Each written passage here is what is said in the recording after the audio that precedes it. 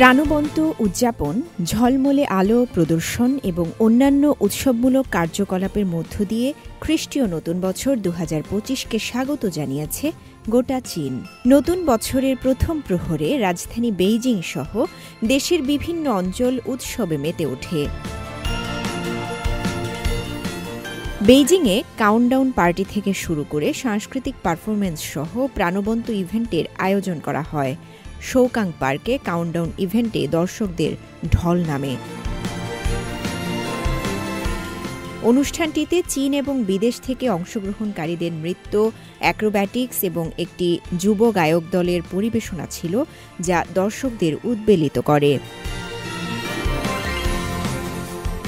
পূর্ব চীনের চিয়াংসু প্রদেশে অবস্থিত নানচিংয়ে প্রায় অর্ধশত বড় মাপের আলোর স্থাপনা সড়কগুলোকে আলোকিত করে, যার মধ্যে একটি অত্যাশ্চর্য ১৪ মিটার লম্বা সর্প-থিমযুক্ত লণ্ঠন রয়েছে।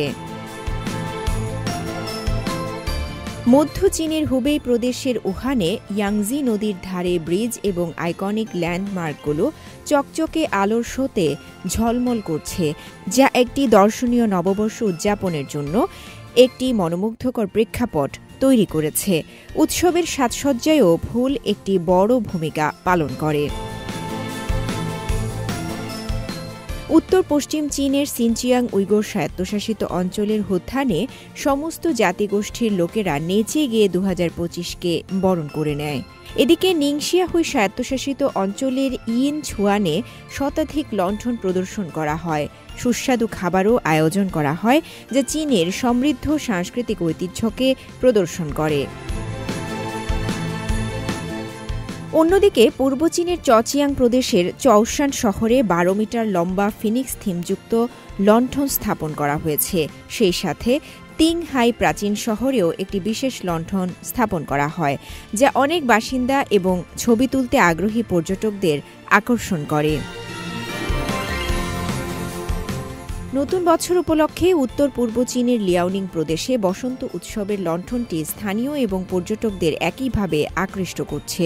এই প্রাচীন শহরের মধ্যে ৭টি ভিন্ন এলাকা থিমযুক্ত লণ্ঠন দিয়ে সাজানো হয়েছে। দক্ষিণ পশ্চিম চীনের সিচুয়ান প্রদেশের নানছং শহরে লৌহ আতশবাজি এবং আগুনের পাত্র সহ অধরা সাংস্কৃতিক ঐতিহ্যের মিশ্রণ প্রদর্শন করা হয়। এছাড়া উত্তর চীনের হপে প্রদেশের চংতিং কাউন্টিতে স্থানীয় ফুলের বাজারগুলো উৎসবকে বরণ করে নিয়েছে।